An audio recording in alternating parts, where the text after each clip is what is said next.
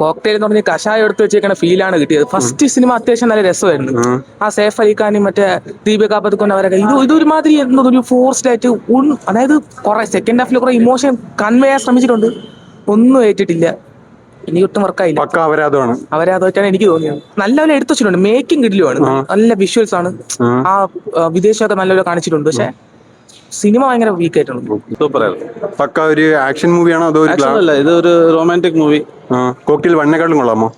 Cocktail 1-നെക്കാളും കൊള്ളാം. Saif Ali ഖാനെക്കാളും മൂന്ന് പേര് സൂപ്പർ ആയിട്ടുണ്ട്. അതിനെക്കാളും ബെറ്റർ ആണ് ഇവര്. ബെറ്റർ ആണ്. രശ്മിക എങ്ങനെ ഉണ്ടായിരുന്നു? രശ്മിക രക്ഷയില്ല. അതോ കീർത്തി സോന എങ്ങനെ ഉണ്ടായിരുന്നു? കീർത്തി അല്ലെങ്കിൽ തന്നെ രക്ഷയില്ല. പക്ഷെ രശ്മിക വന്നപ്പോ അടിപൊളിയായിട്ടുണ്ട്. നമുക്ക് അവരുടെ സീനിലൊക്കെ ഫുള്ള് സ്ക്രീനിൽ നിന്ന് കണ്ണെടുക്കാൻ തോന്നില്ല, അമ്മാതിരി ലെവല്. അതെ ഫുള്ള്. അപ്പൊ ഒരു ഗ്ലാമർ ഓറിയന്റഡ് മൂവിയാണോ അതോ ഒരു ഗ്ലാമർ ഓറിയന്റഡ്? ടോട്ടലി ഗ്ലാമർ ആണ്. മേക്കിംഗ് ഒക്കെ പക്ക ഹോളിവുഡ് ലെവലാണ്. ഹോളിവുഡ് ലെവൽ ഒരു മസ്റ്റ് വാച്ച് ആണ്. എങ്ങനെ ഉണ്ടായിരുന്നു? സൂപ്പർ ആണ്. കോക്ടെയിൽ 1-നെക്കാളും കൊള്ളാമോ? പക്ക മേക്കിംഗ് ഒക്കെ പക്ക ഹോളിവുഡ് ലെവലാണോ? ട്വിസ്റ്റ് ഒക്കെ ഉണ്ടോ അതോ ജസ്റ്റ് പ്ലെയിൻ ആണോ? സ്ക്രീനിൽ പിടിച്ച് സ്റ്റാർട്ടിംഗ് ടു എൻഡ് നമ്മൾ സ്ക്രീനിൽ പിടിച്ചിരുന്നുണ്ടോ?